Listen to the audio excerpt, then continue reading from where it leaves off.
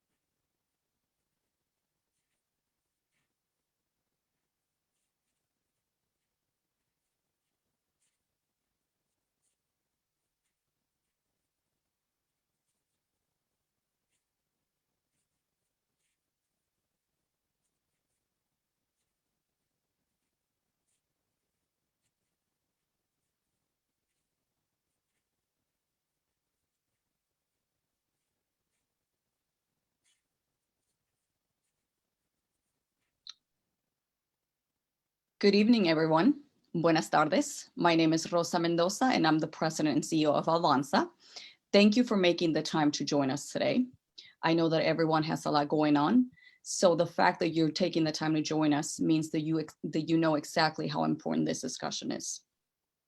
Before we begin, I want to acknowledge our conference co-hosts, the Center for Asian Pacific American Women, OCA, Asian Pacific American Advocates, Boys and Girls Clubs of America, Native Services, the Women's Entrepreneurial Opportunity Project, and VMT Consulting. Avanza is proud to partner with these allied organizations to present this week's Multicultural Womxn Conference. I hope that the first day of the conference was rewarding and that you're looking forward to everything else we have planned for this week. I also want to thank AARP, State Farm, and AT&T for sponsoring this very important conversation. Technology and the pace of change. COVID-19 hasn't just changed our lives on a personal level. It's also changed the way we work and interact with technology on a daily basis. Far beyond the tech industry, the speed of transformation is only increasing, and the need for infrastructure and education that allows everyone to participate is growing more pronounced. In this session, we will discuss how these changes are impacted women and people from underserved communities. My apologies. And sorry, I'm having computer issues. We will also explore how technology is transforming every aspect of our lives with a focus on the impacts and opportunities confronting underserved communities. It's no coincidence that this event takes place during Women's History Month. That's fitting not just because we want to honor the women who have come before us, but because we need to recognize that we stand at a profoundly transformative moment for our economy, for our country, and especially for women. Like it or not, we're not just looking to history, we are making history. So I'm thrilled we have such a brilliant group of leaders with us today, and they will share their wisdom with us. I'm eager to get this started, so I will hand it over to Nilda Gums, Chief of Staff at NCTA, the Internet and Television Association, who will moderate the panel conversation. Nilda? Make sure I'm not on mute. Good afternoon, good evening. I think this is such a novel idea that we get to have a conference at a time that works for women, actually. So kudos to whoever put this together because yes, snaps, that's great. I never thought about it in that way. I never thought that having a conference in the evening would actually be rewarding for me. So I'm happy to be here.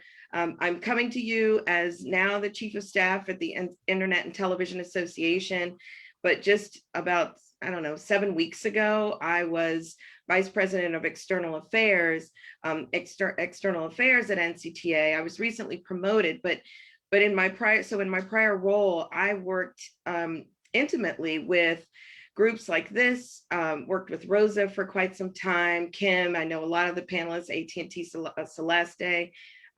So I'm pleased to be here today. It's exciting because we're going to talk to women who are doing some things around technology, not just the technology, but their careers, career choices, how technology impacts the work that they do, the work that they've been doing, and where they'd like to really impact the lives of young people coming just behind us. And I share in that same goal with all of them. So we have a great panel today. Normally you would be on these things and it's just going to be blah, blah, blah, blah, blah. But these women are interesting. They're dynamic. They're badasses in their own way. And we're going to highlight that today.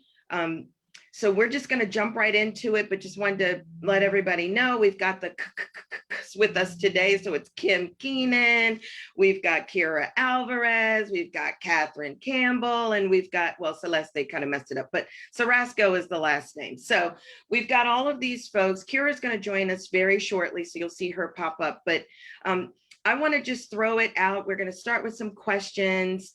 And then as you think about it, panelists, in answering your question, I'm just going to say, like, let's say, for instance, we're going to Kim Keenan. Kim, you're up first. So Kim is with Odyssey Media. What does that mean? What do you do? But before you get to that answer, I wanted to ask you this question. In your work at Odyssey Media, you're building multicultural networks for women so they can thrive both personally and professionally. What do you think is the biggest lesson you've learned about how women can really support each other, especially in environments that lack diversity? So Kim, welcome.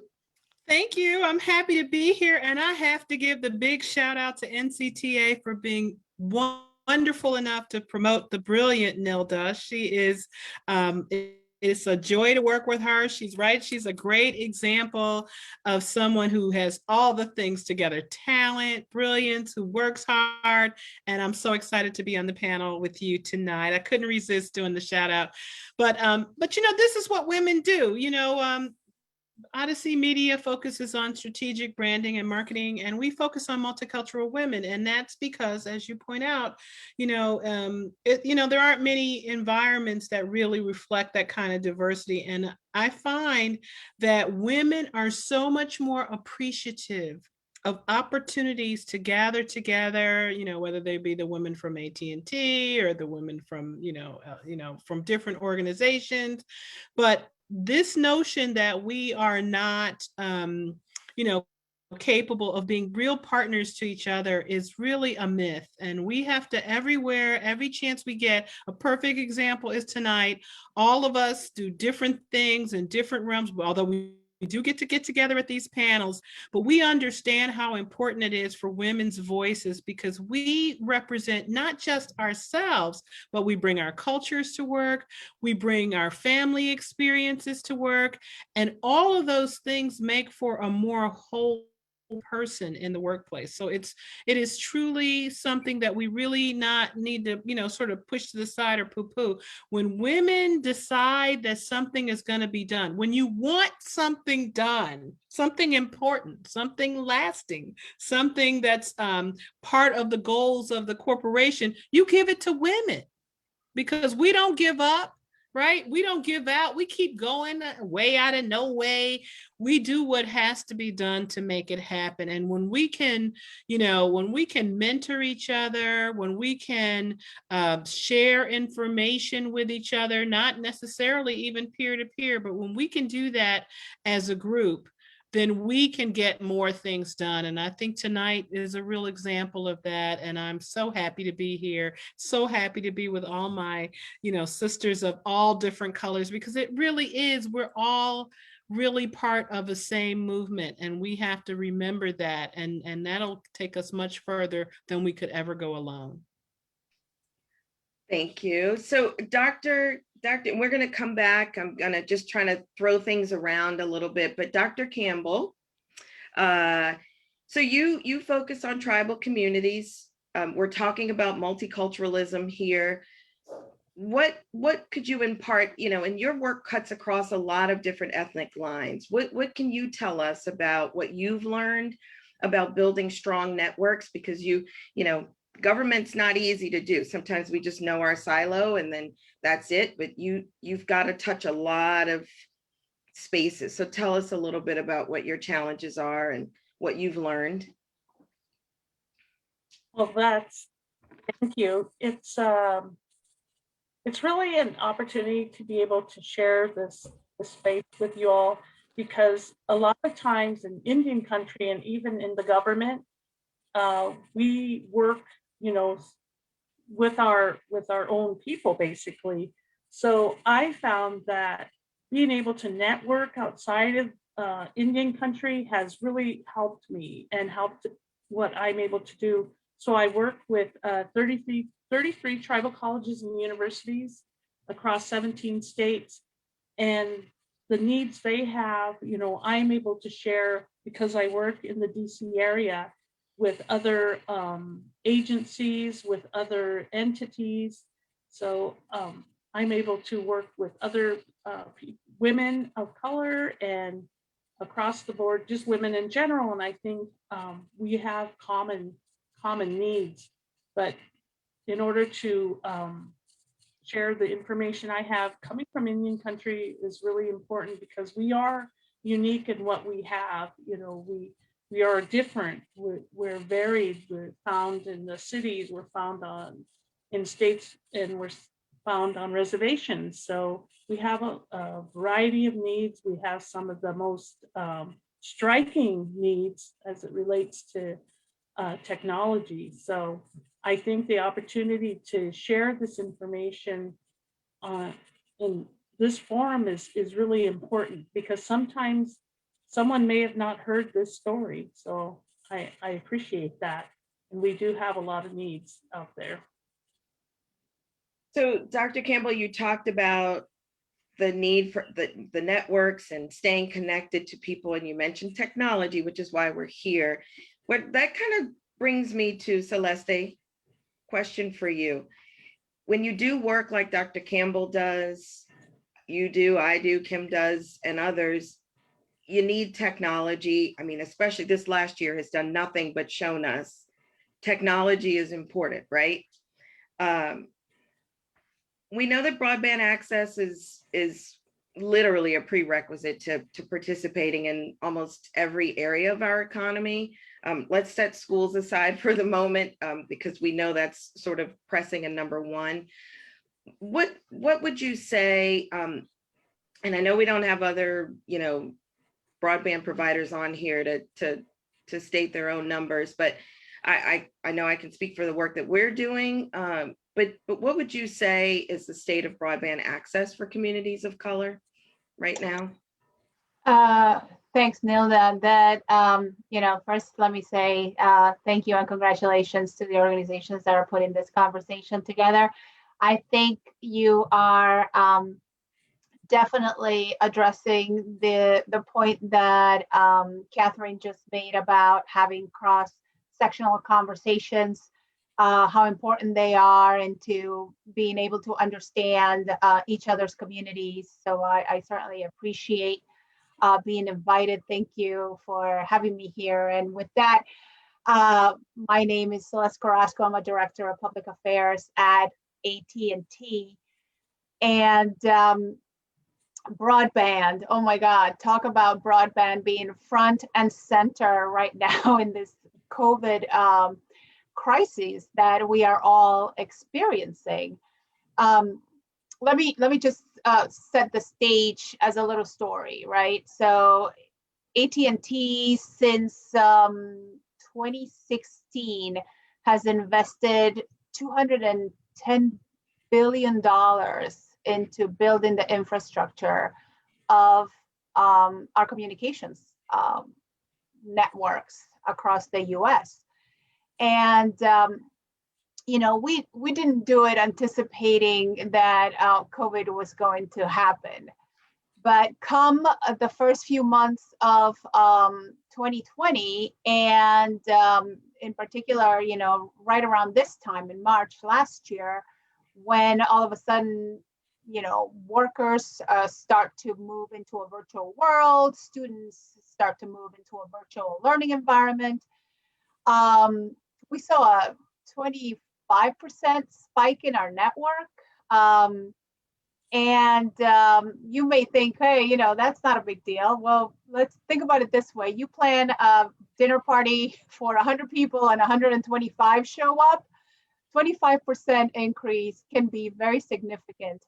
And we're lucky to say that our network was resilient and it withstood that demand that could not have been anticipated. But luckily, we have been, and it's not just us. Kudos goes out to everybody that built their own network, right? I think we are an industry as a whole that anticipates for customer demand. And even though, we probably planned for the future of, augmented reality and making sure that, telemedicine could be a reality in connected cars, it served the purpose of making sure that we had the network that we needed for a crisis like COVID-19. So, when you think about that, on communities of color, it's like you build a network, but then are people, do they have access to it? Are they adopting? I was just reviewing the NUL, I apologize, National Urban League's Lewis Latimer Plan for Digital Equity and Inclusion. And one of their biggest points about that is there's a gap in broadband adoption by communities of color.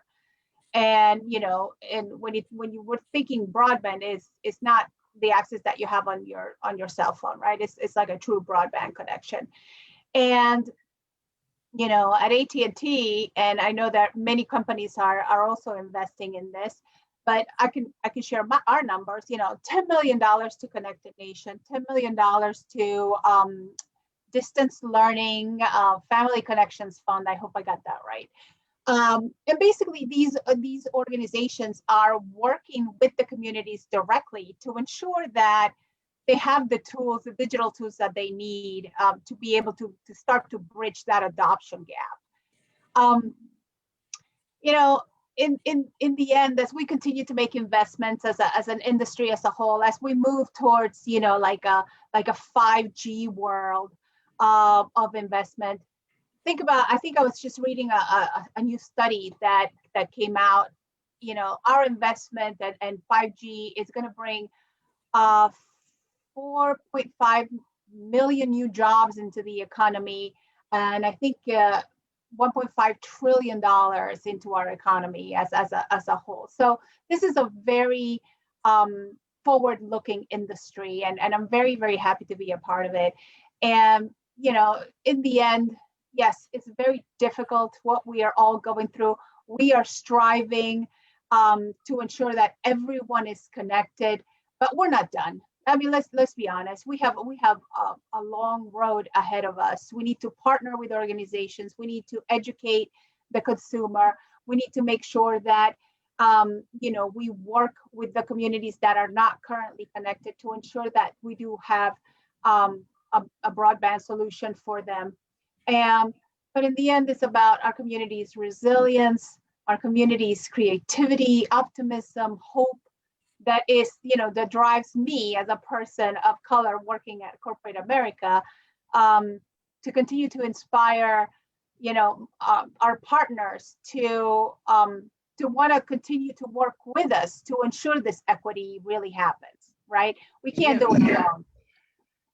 Yeah, no, I think. Can I add to Celeste's point? Can I just make an exclamation to that?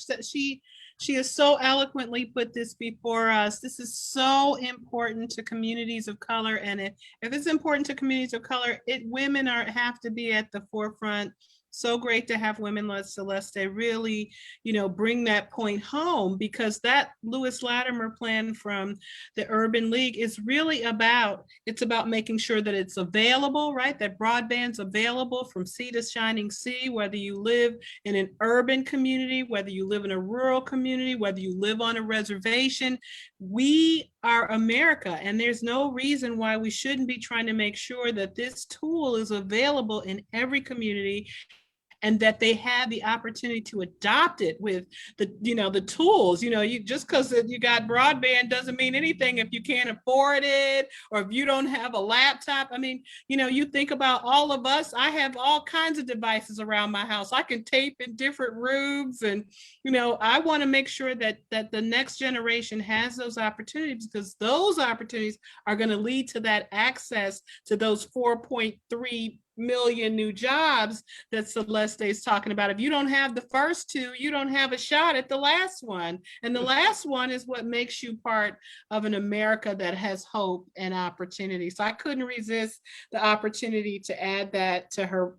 Well, I mean, she stated it, but I couldn't resist just adding a little more flavor to it, to put that exclamation point on it, because it is so important. I feel like Dr. Campbell wanted to jump in here. Did you? You're on mute. Okay. Yes, I think once we have those opportunities available, it will help so many, because you think, oh, you have a laptop. Well, we had to send out a lot of laptops to the students. We have a K-12, have K-12 students, and they all had to receive a laptop. Our tribal colleges and universities had to learn how to instruct online in 2 weeks. So and then, the cost, because they're in such remote areas, is so expensive for them. We just sometimes assume people are connected, and that's not the case. So I think it's, so important that we share, the information, and it could be a simple fix. So I think that's really important, that we are out there, communicating with each other on what the issues are. Right. So listen, here's one thing that you mentioned K-12. I'll just do really a shameless plug, but I think it's important that as we're talking about technology, we're talking about how we're communicating, it's really important for us to really take a look at, have we done anything since the pandemic that is new, urgent, different, and moving forward, that didn't require waiting on the government to do something, but people were innovative, companies were innovative, jumped on it, organizations that had been existing sort of in this space. Remember Computers for Youth for Computers and Computers for Youth? Organizations like that were way ahead of the curve, like a long time ago, but then others came up, and, Education Superhighway, the cable industry was able to partner with them to really get right at the problem, which is, let's get to the schools. Let's figure out, can the schools help us understand which families are not connected? Which families are in our footprint as a cable operator, and let's get them service. If the issue is cost, let's figure out how we work with those families directly, which is really what Internet Essentials and, Connect to Compete and all of these other programs have wanted to do. And they were doing them in a very, structured way that was way outside of just people could sign up once they had the information. So I think there's a big part of this here, that as we think about our work, which is, are we communicating all of the things that are actually available right now, right? And I think it's, this is really an important topic, because, some of us are doing this work. You've got to work through a process, right? When we think about, so let's talk a little bit about what the government could do, should be doing.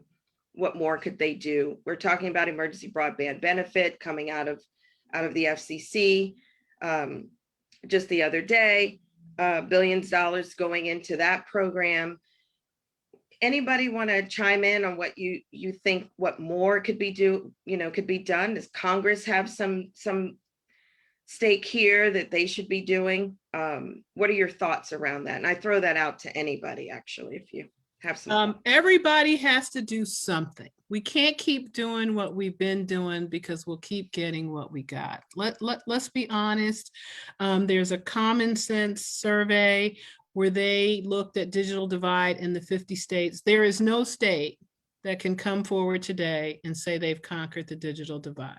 So what that says is, we need help everybody's got to put their hands on deck. This is not just something for the government. This is not just something for the companies. This is not just something for the nonprofits to muddle through. I mean, I think the truth of it is that the pandemic has given us this opportunity to see how bad the digital divide is. You know, we've been, everybody on this call, I've been on panels with you before, I've seen you speak before.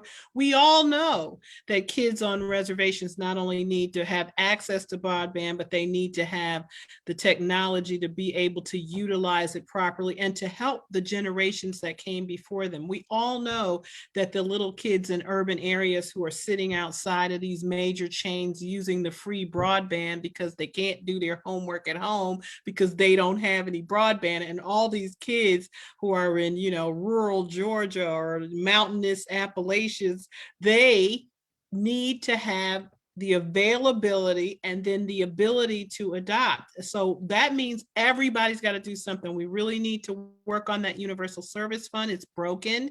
There's no way anybody can do anything with $9 and, you know, some change. That just, there's nothing, you can't buy anything for that. Let's know something that's going to be life-changing for people's future. So that's got to be fixed. That's something in the immediate foreseeable time.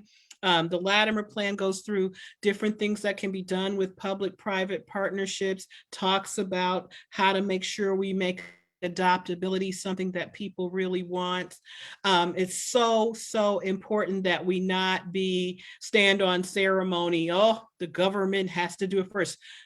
Congressman Clyburn and Congresswoman Klobuchar, you know, have offered a comprehensive broadband act that would invest in this infrastructure, because we know that this isn't something that you can just say, oh, X company should go off and do that. The investment that it takes to get to places where we don't have broadband is extraordinary. And we can't just say, oh, well, if you live there, you can't have it. So I do think, and I'm so glad you brought it up, I do think this is a sort of all hands on deck moment, because just the notion that there is no state in America, no place in our union where kids can effectively say we've crossed the digital divide is the same as dooming them to be in a place and a time in America where they don't really have access to a future. Because we all know that 5G is really here.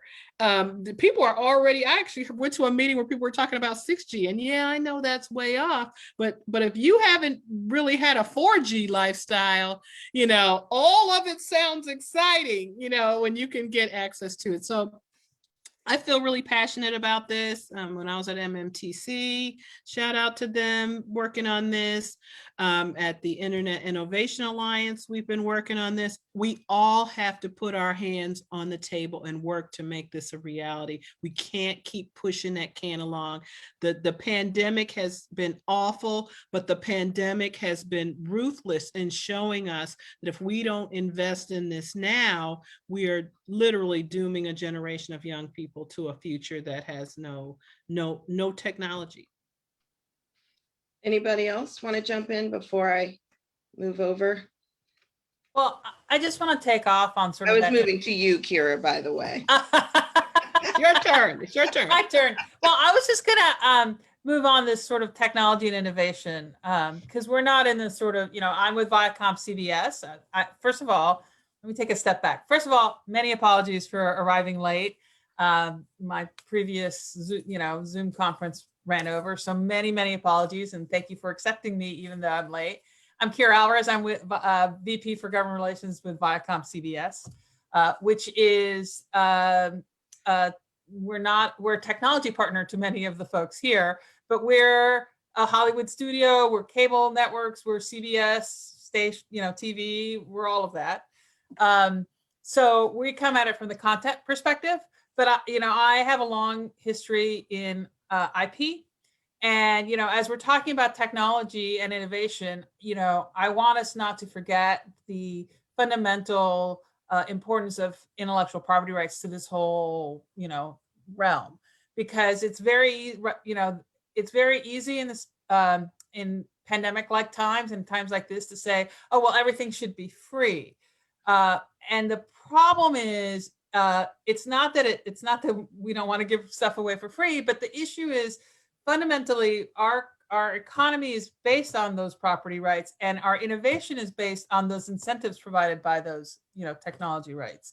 And like, for instance, lots of people were able to stay at home and, watch, get entertained because we were able to have, our streaming services, right? And we were able to get out there and watch all, binge all the stuff we want to binge.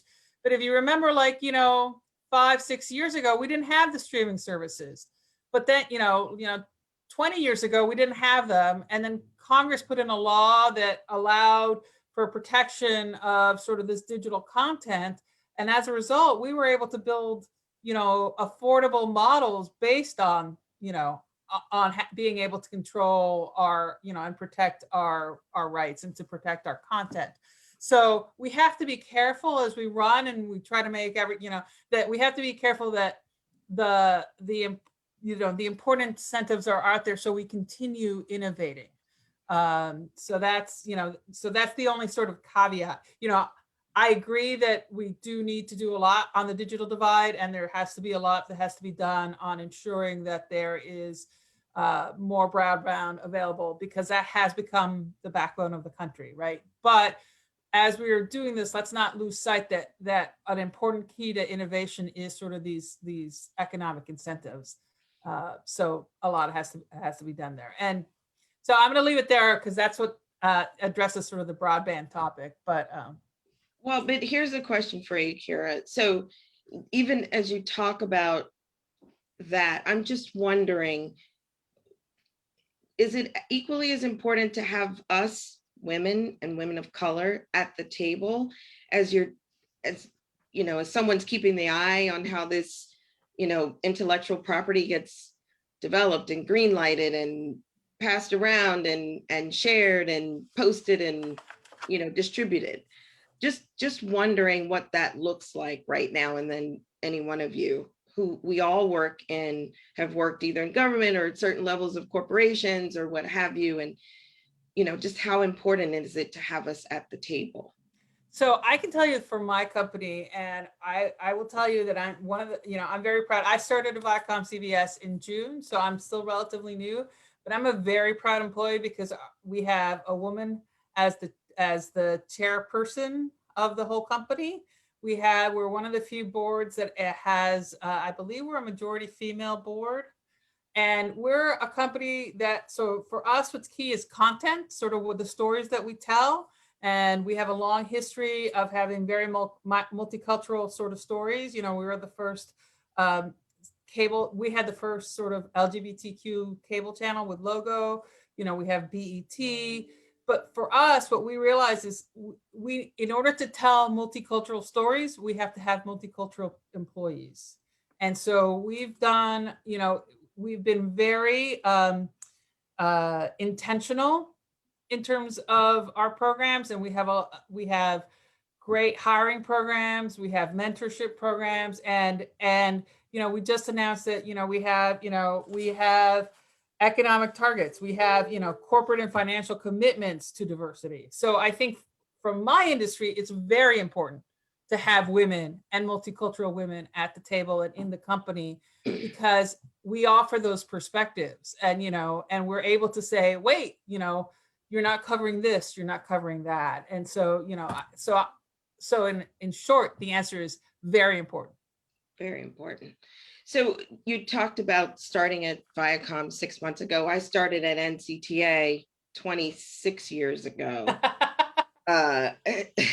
So big difference. But speaking of where we started, right? So Celeste, you started as a STEM student, I'm told, but then you switched to literature.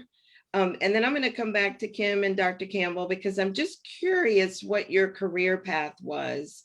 A little bit why maybe you moved from STEM, as we talk about technology and engineering and math and science and technology where we see it today, and kind of how you ended up in literature.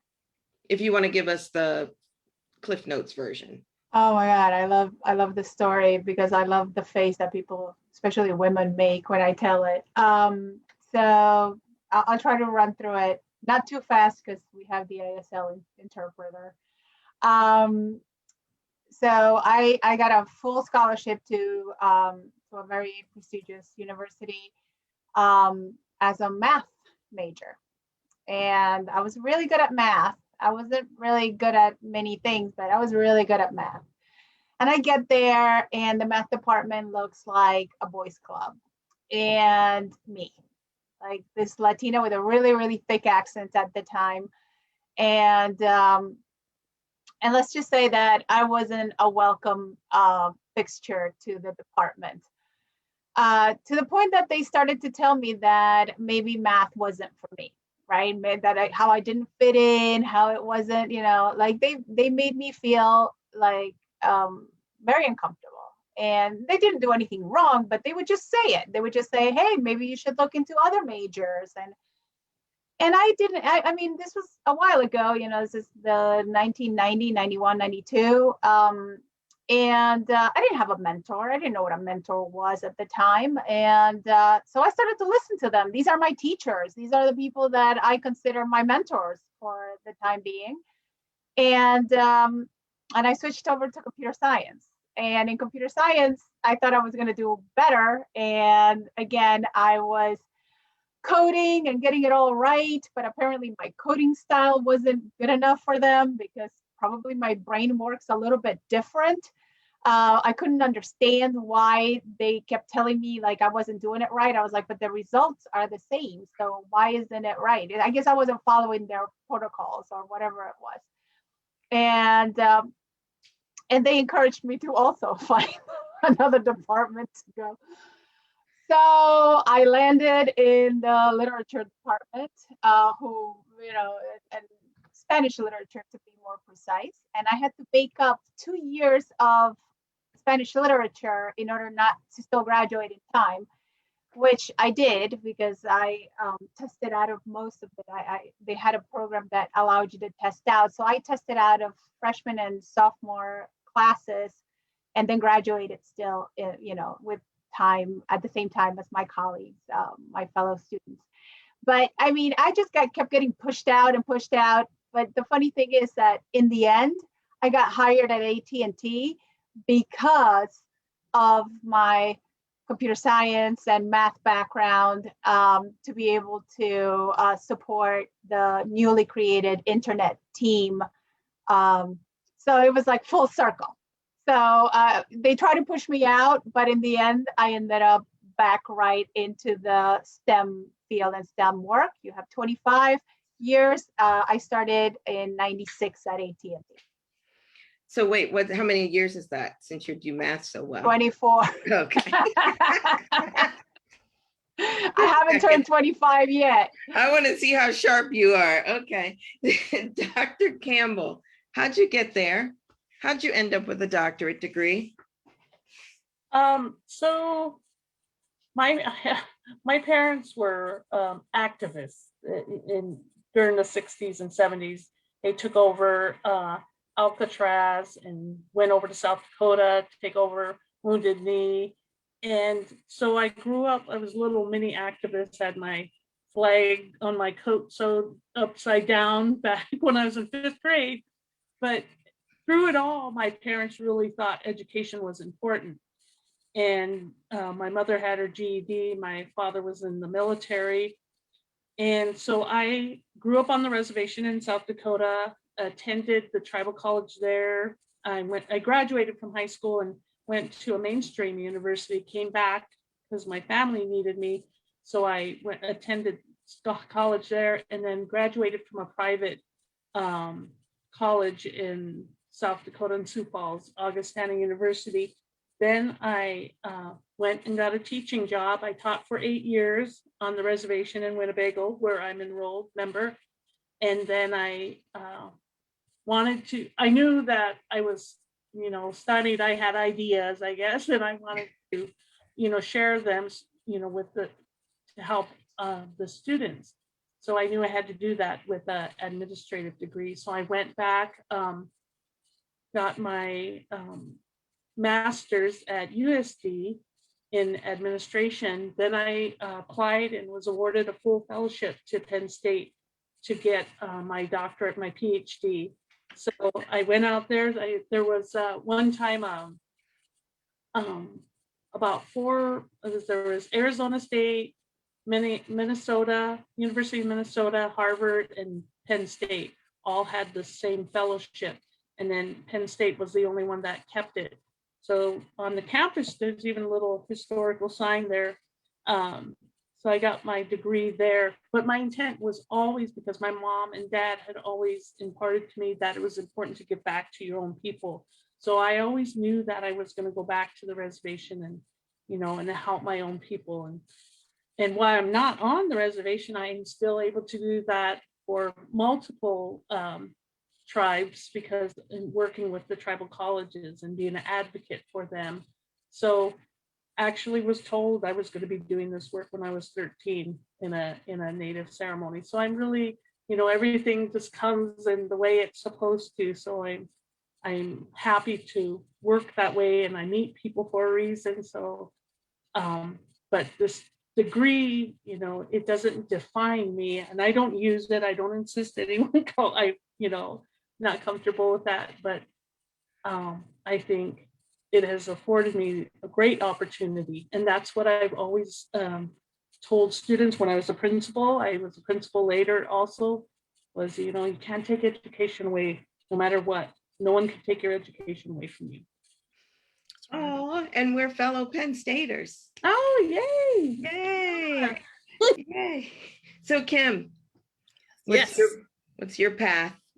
Oh my gosh. Well, when I was growing up, my mom was a social worker, and when she would go to court, she would always talk about the lawyers and how the lawyers made a difference, and how this lawyer came in and did this thing or that thing. And so it kind of was built into my mind early on, what's really interesting though is when it was time, and I guess I'll preview that, but they weren't exactly sure. So I grew up in Buffalo, New York, and I went to high school, like an all-girls school, which I have to say was great preparation. I came to DC to go to Georgetown University. I was School of Foreign Service.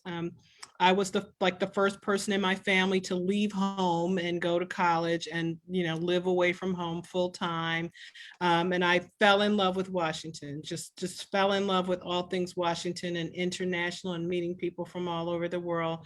But I knew I would go to law school. But I took a year off, and you'll love this, Celeste. My job, I worked for AT&T, and at that time it was AT&T. There was no, Bell Atlantic and all these other offshoots. I actually worked for the company, and imagine, my parents, my father who worked for General Motors, and my mother who was a social worker, and I worked for the largest company in the world. I mean, it wasn't even just like in the country, it was in the world. And imagine their surprise a year in. I go to them and I say, I'm quitting. I'm going to go to law school. I've been accepted to the University of Virginia School of Law. Actually, a couple others, and I've decided to go. No one in my family had gone to law school, so they weren't really expecting that. And they just kept saying, you work for the largest largest company in the world. I mean, what is wrong with you? They pay your phone bill. They pay part of your long distance then. And my parents just couldn't, they thought something was, they were like, we have failed. You want to go back to school? You got the best job ever. But I had done research, and I looked at who all the vice presidents of the company were. I went through they have this big book, and it's got, all kinds of vice presidents, but there were not any women of color. And the only people of color were men, and there were men. I mean, this is a huge deal back then. They did have, Black men who were vice president, and not just one or two, but all of those men had a law degree. And I remember when I was trying to decide, I kept thinking, well, it's not going to hurt to go get this degree. So I think I really, I want to help people. I want to make a difference. But I always had this sort of technology in the back of my mind. So I went to law school. I clerked. I had an amazing clerkship, and I learned so much about the temperament and the vision to be the kind of lawyer that I wanted to be in my clerkship. And then I went to work for the largest law firm in the country, and they broke up after I got there, and I started to be a little nervous that wherever I went, things would break apart. But after I worked at a large law firm, I went to a boutique law firm where I learned really how to become a trial lawyer, how to be a real advocate for people's issues.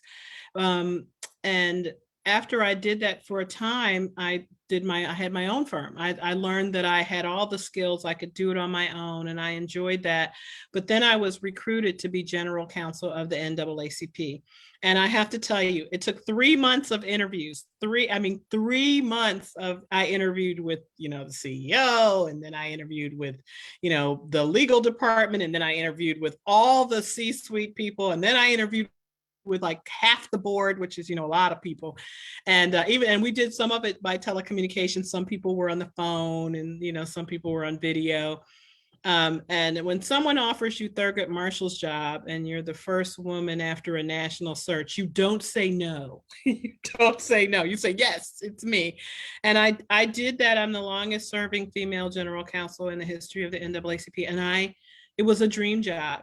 It really was. I got to help people in housing and voting rights. And we worked on redistricting, but I also raised money. I also dealt with their IP collection, their television show, their magazine, their PAC, their union. I mean, it was 25/8. If I sound a little tired when I say it at the end, it's because it's a lot. So I was a little burned out after 4 years or so. And so I decided I wanted to do some of the things that I cared about, the issues that I cared about. And of course, technology was one of them. I still had that AT&T background, and I wanted to make sure that I was helping to make a world where other young people could come behind me and use those skills. And I was offended when people would just be like, "Oh, well, we got to train everybody in STEM." Yeah, we got to train some people in STEM, but I met a whole lot of lawyers along the way in tech, so I know that they're hiring other professions to be a part of this. And I'm always a little offended and insulted that people don't realize that everybody I met this whole day is a lawyer, and you're telling me I got to go have a STEM background to talk to you. So that kind of put me on my way, and I'm still servicing my many talents. I really see it that way. I see our backgrounds and the things we've done and the people we've met as building this amazing toolkit. And I try to use my toolkit in each situation in a way that leaves my fingerprints on it in a good way. And I feel very grateful to have had these opportunities. And it is, I will tell you a story. When I was in law school, I interviewed with the largest law firm in Buffalo, New York. And they sat me down with this partner who had to be the oldest man. Remember, I was in my 20s, the oldest man in the building, and the oldest named partner.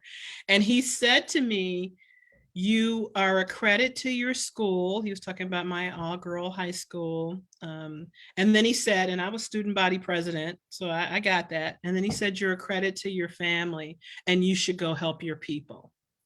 And I remember thinking, oh yeah, I'm leaving here. I'm not coming back. My mother was like, "You're not coming back, are you?" I was like, "No, not ever. I'm never coming back. But I am going to go help my people. I am going to," he didn't mean it the way I meant it. And I'm sure he didn't think I'd become general counsel of the NAACP, but it's on my heart. That's something, it's a blessing to be able to do what you love and help other people. And I won't ever stop doing that. And that's what my mom taught me, that lawyers help people, but we can help in so many different ways. It's not just, I've helped in a courtroom, I've helped in advocacy, I've helped in these other realms. It never stops. You're always using your talents and skills to make things be better than you found them.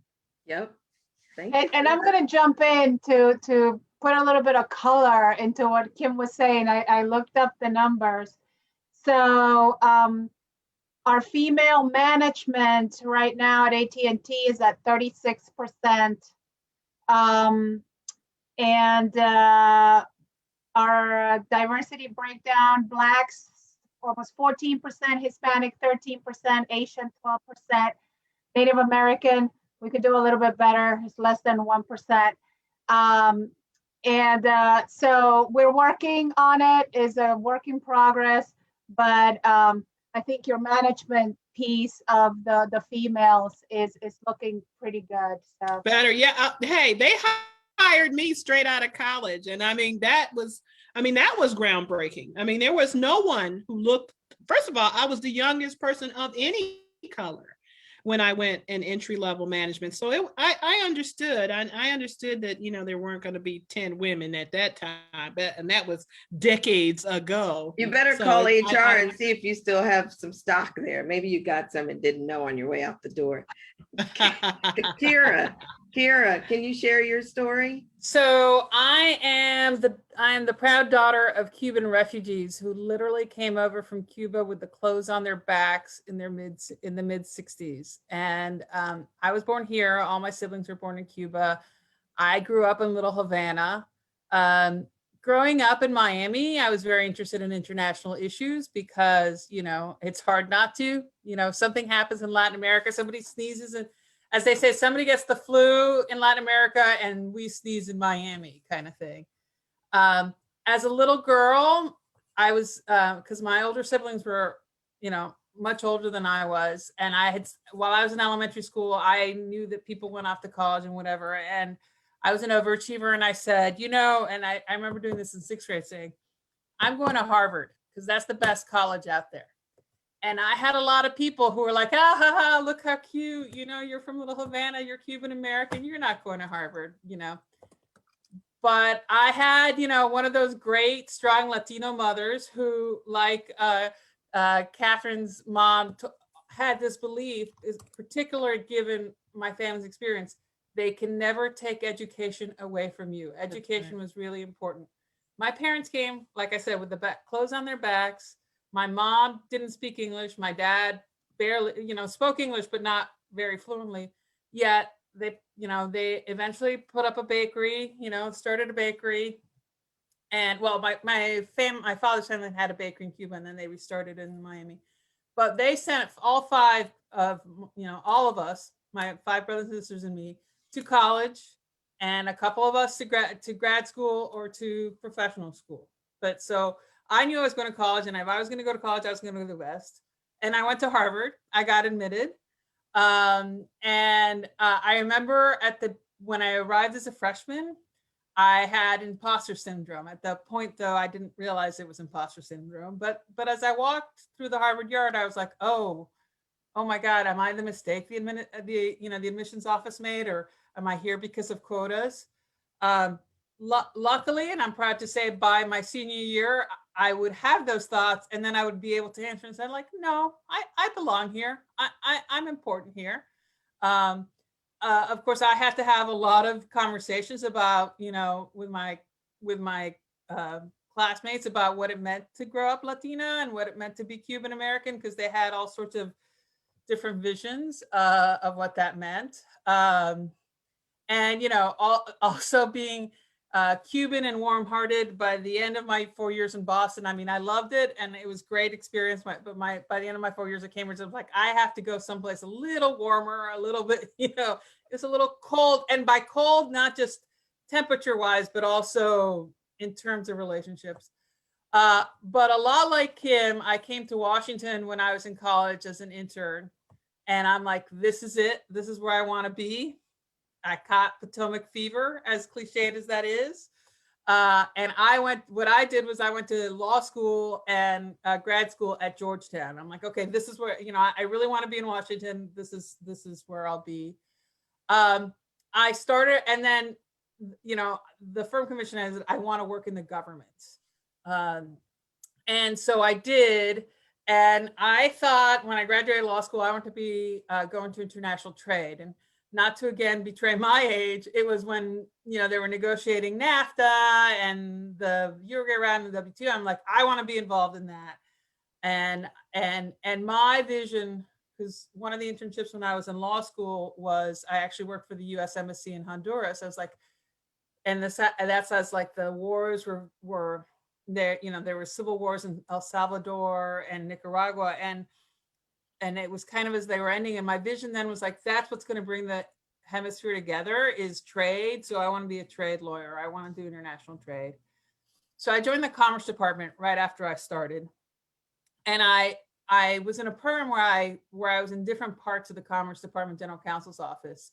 And I did sort of 2 stints doing international trade. But my third one was what was apparent, what would be seemingly random, which was off at NOAA, the National Oceanic and Atmospheric Administration. And it was actually being counseled to the National Weather Service and doing the National Weather Service and an agency called NESIS, which is the agency that actually runs the weather satellites. And then the agency that has all the research labs that underpins the Weather Service. And that was fantastic. That was when I first did tech. Because, I negotiated CRADAs on sort of cloud imaging LIDARs before anybody knew what like LIDAR radars were. I was working on space weather systems, dealing with sort of data and how do you process data. And and that's when I developed an interest in sort of IP. And I had always, as a kid, not like Celeste, I had never had aspirations to be a math major, but I loved science as a kid. And so I loved this, being able to work with tech. The big thing I did actually at NOAA was NOAA was entrusted with the regulatory authority to regulate picture taking satellites as opposed to telecom satellites. And so I wrote the regs as like 2 years out of law school. I wrote the regulations that enabled Google Earth and Google Maps to exist. And so that was like, what does it take for, how is the government going to regulate these satellites and all this stuff? And that was like so cool. And at that time, people didn't understand, like, well, why do you want these pictures taken from Earth? Like what commercial value would there be in that? So it's hard. It's not on my resume really, but it's like, but I did the regs that enabled Google Maps. So, but anyways, but then I got into trade and environment issues. And again, that was another area where like I went back to NOAA and I did, sort of international fisheries issues. And again, using the sort of the biology part of the STEM equation, but how does it tie in sort of the trade world? And then because I was doing all this, because I had a trade background, I was actually detailed over to the US Trade Representative's office in the Trade and Environment Division. But an opening opened up in the IP office. And it was right as Bush v. Gore was happening. And we were in the environment office and we had all this, we were all concerned that, oh my God, with this Republican administration, it's not going to be, President Gore, so they're not going to care about the environment. Like, oh, this is not a good place. And right at that time, I got an offer to go to join the IP office. And I'm like, great, I don't have to fear for my job. But what they said was like, look, we look at your resume. We see everything that you've done with the Weather Service, with all these satellites. Come over to the IP office and become the negotiator for the IP provisions of our free trade agreements. And so I negotiated the IP provisions of many of our free trade agreements that we have with our trading partners that would basically ensure that our trading partners, their laws, their IP laws met the same standard as sort of US laws. And that's kind of how I got into the whole IP thing. And it kind of brings in sort of my love for and interest in technology and, science and all that, as well as sort of my, because I was a negotiator for the US-Chile Free Trade Agreement, the Central American Free Trade Agreement. And it was great to go back to Honduras, where I had interned and where I had first had that vision of trade, bringing countries together. So I did that. And then, I've been out in the, in the private sector and now it's like, I'm bringing back all that sort of, trade knowledge, all that IP knowledge into another industry. As a little girl, I loved the movie business. I mean, in my family, my sister and I, we loved all the old movies. And so it's just a really fun, industry. And, what I'm really loving about what I'm doing right now is I'm dealing with movies, which I love. We're also, our company is sort of shifting. Our future is streaming and sort of, we're becoming more of an online and tech company. So I'm kind of seeing that evolution. And at the same time, I'm doing a lot of more work. You know, when I was at USTR, I was doing a lot of, it was great because I was doing a lot of negotiations with Latin American countries. And so my background being from Miami and speaking Spanish was great there. And so I was sort of using my background externally outside the US.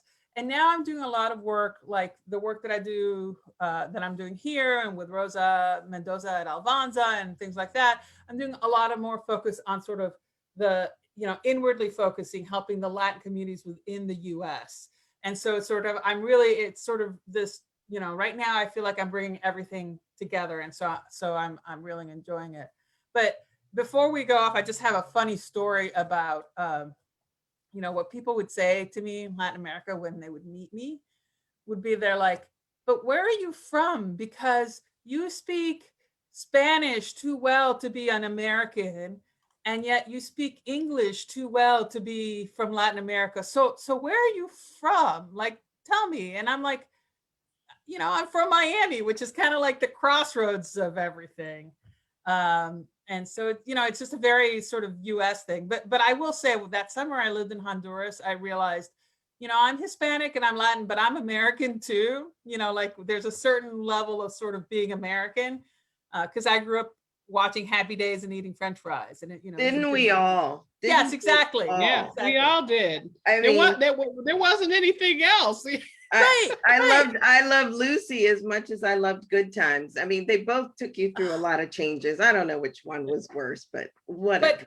But again, that got, like, because I loved Good Times too, and I'm not going to attempt to try to do Dynamite. But that all goes to the whole point of Neither this, can I. yeah, of this conference. Is sort of, that's the beauty of being American, is the multiculturalness. Yes, right. yes, 100%. I And think sometimes people forget that. I love that you all were able to share your stories with us, because sometimes we're on these panels and we never know where people come from. But like, there's just a couple themes that I heard that I hope everyone watching can take away, which is you committed to community, right? There's a commitment and a dedication to our own people. Education paved the way, despite what people said you could or couldn't do. But a lot of that comes from within, right? You have to be your own driver for someone to get in the car with you. And familial support is another big piece that has helped to shape a lot of us. Not everyone is as fortunate to have that, but that's where, which we didn't talk about, but just any one of you want to just chime in very quickly about being a mentor? Catherine, I know you've got a ton of students, so I can only imagine that you're probably. Well, that's one of the things I love doing, actually, because now what I do, you know, as a Harvard alum, I do a lot of interviews for the Harvard Schools Committee. And what I have found, I've continued, for some of the students that I've interviewed that have then been accepted, I've continued that, you know, to stay in touch with them. And, you know, I really see that as a mentorship opportunity. And there was even one student who didn't go to Harvard, who went to Yale, but who's African-American and wants to do trade. And I've stayed in touch with him because, like, in the trade field, it's another field that's very white. Like, I was in all those negotiations I was talking about with Latin America, I was the only Latina or Latino on the team. Right. And so, in other words, and so this young man, I've continued to nurture him, because I'm like, we need more people like you. And so yeah, for me, that's very important. And I feel like I reached that stage in my career where it's important for me to give back that way. Dr. Catherine, there's a question in the chat for you.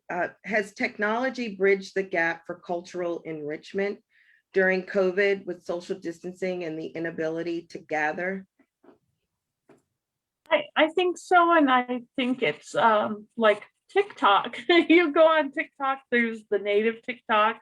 A lot of people in the powwow, you know, that's a powwow culture, will, you know, dance together. They'll have a virtual powwow. So, and different groups get together and do different things. I'm seeing a lot of sharing of different tribal ways of knowing, whether it be, you know, talking about food and cooking and planting, all those different things people are able to share. And I see it Instagram, different areas.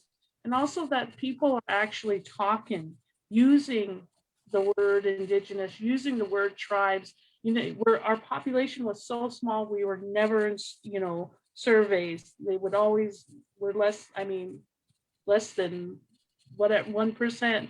So it was almost like we felt like we didn't count. But now I'm hearing it a lot in the media. So I think a lot of these different platforms are enabling us to have those opportunities to share across cultures, even across country. You see a lot of natives in Canada, indigenous people in Mexico. So it has helped, share. It's also empowered us, as far as being allies too, with not only ourselves, but with other people of color too. Thanks. So wait, before we go, I do have an off-brand question for each of you. What's the latest book you've read that you think we should all take a look at? Cast by Isabel Wilkerson. What's it called? Cast. Okay. As I Am, Cicely Tyson. Kira?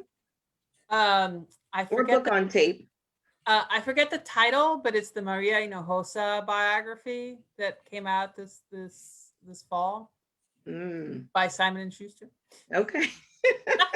Sorry. That's all right. That's how it's done. That's how it's done. Celeste? Oh, I'm reading fiction. I'm so embarrassed. No, why? It's okay. We could all use a good read. Everybody's We reading can have inspiring fun. books, and I'm reading. No, I'm not even going to say what I'm reading. All right, it's. I think it's called A History of Witches. Oh, those are good to have fun. Okay. I'm rereading in the fun category. I'm rereading the Bridgerton series that the Netflix show is based on. I'm just trying to get the time to watch it. Oh, it's like daytime soap opera meets nighttime after hours stuff. But so wait, this is my very last question now. What do you think is going to be the next big tech invention?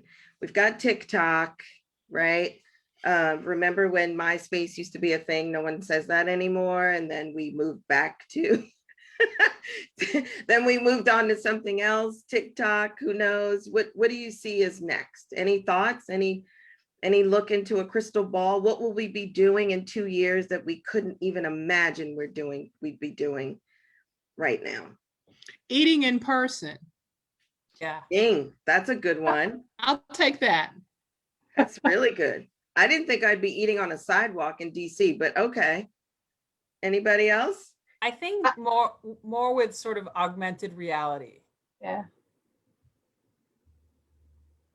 Okay. And I don't want to have to charge things anymore. So I want some wireless or batteries that last forever or something along those lines. Yeah, I'm with you on those batteries. I'm always charging and I'm always buying devices to help me charge more. Yeah. True. All right, ladies, you have been fantastic. I appreciate your time. I appreciate your energy and your spirit. I am always available to you. I applaud you for your work and I applaud you for your perseverance and being a light for so many other people. I mean that sincerely. Your careers are extraordinary. Your work is extraordinary. And Rosa, thank you for putting this all together and bringing us together. So virtual hugs to everybody, and we will see each other in person, very, very soon. All right, Rosa, I turn it back to you. Thank you, Nelda, for moderating this wonderful Bye. conversation. But ladies, we have time for one more question from the audience, and I have it ready. So are we ready? So the question is, and it can be for any of you, what specific initiatives have your companies or your groups or the groups you support done to advance broadband access that is functional and accessible? So we have time to answer that question, and then we'll do closing remarks. Anyone? Can you broadband access that is affordable? So That is functional and accessible. So what initiatives have your company done? So at AT&T, we have a program called Access.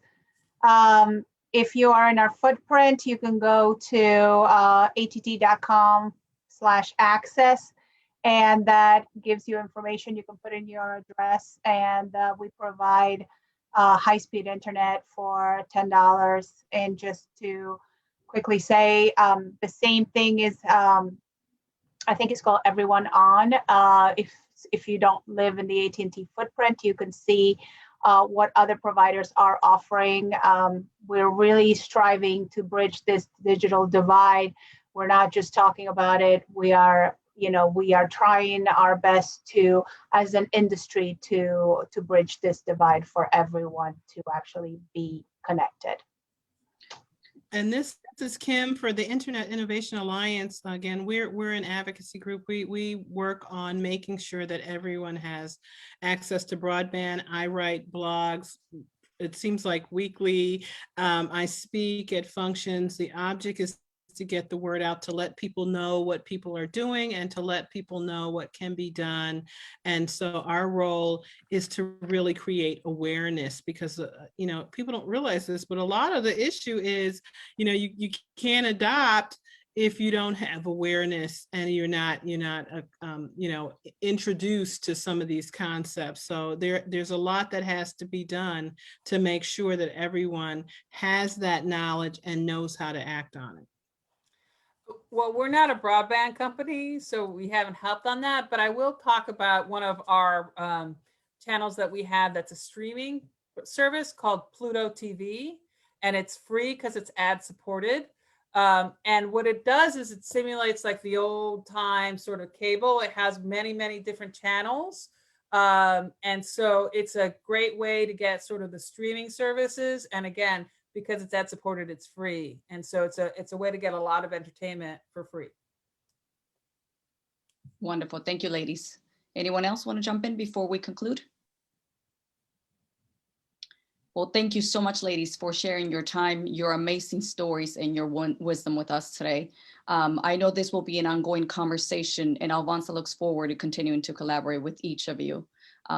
We love to keep in touch with you, our audience members. And if you'd like to hear more about key tech and telecom policy issues, please visit our website at alvanza.org and follow us on Facebook, Twitter, and Instagram. Again, thank you to our sponsors, AARP, State Farm, and AT&T, and to our co-host organizations for partnering with us on this very, very important conversation and conference. And finally, thank you to all of you who made the time to join us for this panel. Our next session, COVID-19 Impact to Businesses and Insulating Your Financial Future, will begin in 5 minutes. Please stay tuned for that very important conversation that will be moderated by my colleague, Antoinette Ball, who is the CEO of the Women's Entrepreneurial Opportunity Project. During the 5-minute break, we would love it if you can fill out this session survey. It should be in the chat box. We would love to hear from you. Thank you again for joining us, and we hope you enjoy the rest of the conference. Thank you again, ladies. Your stories are amazing, and thank you for inspiring our audience members today. Thank you.